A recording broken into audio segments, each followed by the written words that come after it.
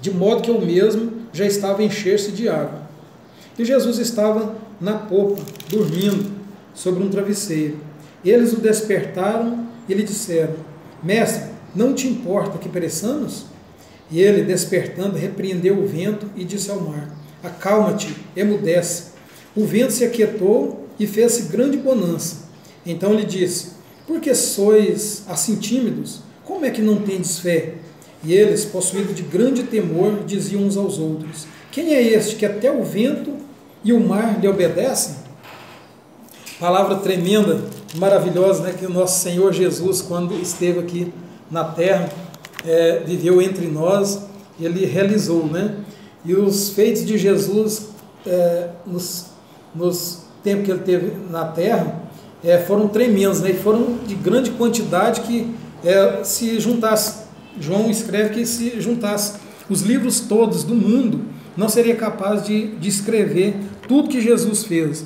Mas essa passagem aqui é uma das coisas que Jesus realizou quando esteve aqui na terra, né? E uma coisa que nós extraímos desse texto aqui é que ele veio aqui para nos ensinar muitas coisas, né?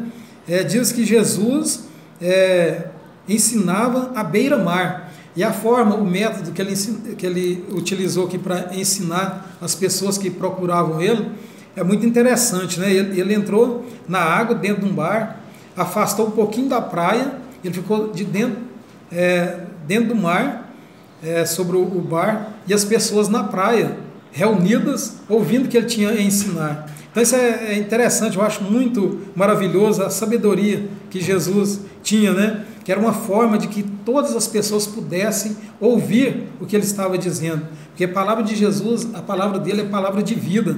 Porque enquanto ele estava dizendo aqui, o que Marcos registrou é que ele falava a respeito do reino de Deus. É o reino de Deus, o Deus Todo-Poderoso, Criador dos céus e da terra. E Deus reina na terra hoje, através de nós, nos nossos corações. É nos nossos corações, é através da presença de Deus em nossas vidas que Deus faz a obra dele aqui na terra hoje, né? Então, essa sabedoria de Jesus aqui, nós já destacamos. Passando para o versículo 35 do capítulo 4, ele pregou todo esse dia, né, dessa forma, falando com as pessoas, com as multidões que se reuniam para ouvir ele. Então, a gente percebe que era uma palavra muito, muito, muito agradável, porque ela durou até a tarde. Veja bem, em 35, naquele dia, sendo já tarde, ele começou e começou a falar e até a tarde. Veja bem, que palavra maravilhosa que não era essa, né? Falar do reino de Deus é coisa maravilhosa. Sendo já tarde, Jesus diz: passemos para outra margem. A gente percebe que pelo texto, pelo seguir do texto aqui, que o desejo dele passar para o outro lado do mar da Galileia, que era onde ele estava, era para ele libertar um homem que era possesso de espíritos malignos, né? Então é uma coisa maravilhosa. Jesus, todo problema que você estiver passando, Jesus tem conhecimento. Você pode ter certeza que todas aquelas adversidades, aqueles problemas que você está passando, Jesus tem conhecimento disso, você pode descansar nele. Se você tiver fé, ele vai fazer uma obra maravilhosa na sua vida, seja em qual área for. Ele tem todo o poder, porque Jesus, ele tem todo o poder, ele é o Criador dos céus e da terra. Tudo que existe, sem ele nada se faria. Então Jesus é o arquiteto desse universo, né, que hoje nós vivemos e contemplamos e admiramos. Aí ele diz, era já tarde, ele diz para passar para outra margem, né? E o propósito dele era libertar aquele jovem, que logo daqui a pouco a gente vai falar sobre ele, que ele era possesso de espíritos malignos, né? Então, os discípulos despediram aquela grande multidão que estava ali ouvindo Jesus da praia e levaram Jesus, né, no barco como ele estava. Jesus estava ali dentro do barco, eles já seguiram em direção a outra margem do mar da Galileia, que é um mar que tem aproximadamente 21 quilômetros de comprimento e 12 quilômetros de largura. É um mar de água doce, né? E que lá, devido às condições as condições geográficas, ocorrem muitas tempestades. E o que aconteceu nessa viagem? Qual foi as condições adversas que ocorreu na vida deles, mesmo Jesus estando com aqueles discípulos?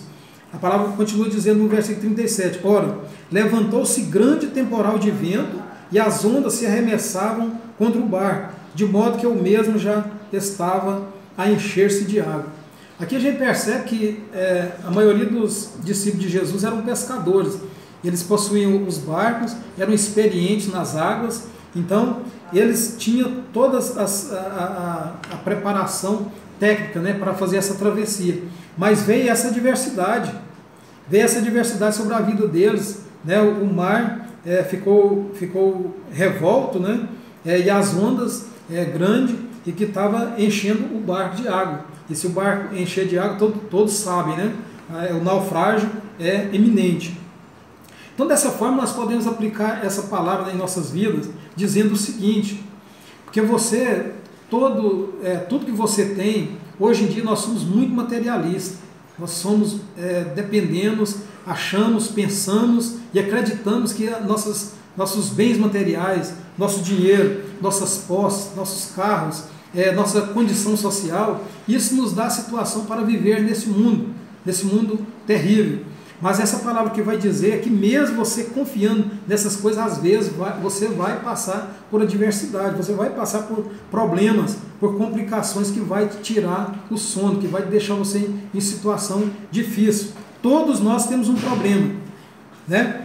E nós devemos ter sempre em mente que Deus é o nosso refúgio e fortaleza e socorro presente na hora da angústia, né? Jesus estava ali com eles, com os discípulos nessa travessia, e o mar, e começou essa tempestade, esse grande temporal, e os discípulos começaram a ficar preocupados, né? E Jesus ali. E nós devemos ter sempre em mente que onde Jesus está, nada de mal acontece, porque Jesus, Ele é Deus, Ele é o Deus Criador de todas as coisas, né? Ele tem poder sobre o mar, tem poder sobre a natureza, tem poder sobre os espíritos malignos, né? Sobre todas as coisas. E Jesus estava com eles, ele estava temendo, ele ficou com medo, porque ele estava dormindo, mas ele estava ali, a presença dele estava ali. É como hoje nós devemos ver essa passagem com um prenúncio de quando Jesus subiria ao céu depois da ressurreição, e nós viveríamos somente na fé nele, né? Ele não estaria visivelmente para nós. Ali Marco relata esse texto, deixa registrado esse texto para os discípulos perceber que um dia Jesus ia subir ao céu, ou seja, nós não estaríamos vendo ele, mas ele estaria presente, porque o poder dele, que ele é Deus, ele é onisciente, onipresente, ele está em todos os lugares ao mesmo tempo, e ele tem todo o poder e sabe de todas as coisas. Então eles não deveriam temer, eles deveriam somente ter fé, que se Jesus estiver presente, todas as coisas são respondidas, todas as questões são respondidas, todos os problemas são resolvidos, toda doença é sarada, toda tristeza é transformada em alegria, toda depressão é transformada em desejo grande de viver, né? Então todas as adversidades que você estiver passando, se você crê que o nosso Deus, que o nosso Jesus é o seu Salvador, Ele vai fazer o melhor para você. Um exemplo que temos na Bíblia, que é de grande importância para ilustrar o que é o livramento, né, na hora da adversidade, é quando o pessoal do Egito saiu, os israelitas foram libertos do Egito com Moisés. Faraó liberou eles para a travessia no deserto, para adorar a Deus no deserto. E ao sair, eles começaram a marcha em direção a Canaã. E logo o primeiro obstáculo que eles perceberam foi o Mar Vermelho. E a hora que eles chegaram no Mar Vermelho, aquele mar imenso que eles tinham que atravessar, estavam a pé, não tinha condições de não tinha nenhuma embarcação, Faraó também endureceu o coração novamente e pegou todo o exército dele e se dirigiu atrás do povo de Israel para pegar eles de volta, para trazer eles de volta, para escravizá-los. Então Israel estava numa situação muito difícil, o Mar Vermelho à frente, as montanhas do lado e atrás Faraó furioso com seu exército para os destruir. Mas o que a palavra de Deus diz para nós lá em Êxodo? Lá em Êxodo capítulo 14, versículo 13. Moisés, porém, respondeu ao povo: não temais, aquietai-vos e vede o livramento que o Senhor, aquietai-vos e vede o livramento do Senhor, que hoje vos fará. Porque os egípcios que hoje vedes, nunca mais o tornareis a ver. O Senhor pelejará por vós. O Senhor pelejará por vós. Está vendo, irmãos? Eles estão numa situação tremenda, uma adversidade terrível, né? Mas a palavra de Deus veio na hora. O Senhor pelejará por vós. Então tenha sempre em mente essa palavra, irmãos. Quando você tiver um problema, lembra que a luta, quando você está em Deus, você tem Jesus no coração, você está fazendo a vontade dele, a resposta, a vitória, ela vem porque é Ele que vai pelejar por você. Tenha isso no coração. Fica tranquilo, não se preocupe, porque se você estiver na presença de Deus, a vitória vai vir, porque Ele vai pelejar por você. Que coisa maravilhosa, né? Que coisa tremenda. Aí nós passamos, pessoal os israelitas, após receber essa palavra de ânimo, né, Moisés encostou a vara, né, na água do mar, e o mar se abriu. É uma coisa esplendorosa, né? E aquela multidão atravessou o mar, né, naquela ocasião, as pés enxutos, como diz a palavra de Deus. Então foi um livramento tremendo. Então, se você tem fé em Deus, né, creia nessa palavra. Se você não tem, medita nessa palavra, que Deus abriu o mar vermelho para o povo dele passar. Na hora que eles acharam que não tinha mais solução, a solução chegou, porque eles creram, né? Jesus, o Senhor, pelejou por ele. E a palavra de Deus diz que o Senhor é o mesmo, ontem, hoje e será eternamente. Então, se Ele fez naquela época, Ele fará hoje, que Ele é o mesmo, Ele é eterno. Creia nisso, que Ele não atuou só naquela época, mas Ele atua sempre e para sempre, que Ele é eterno.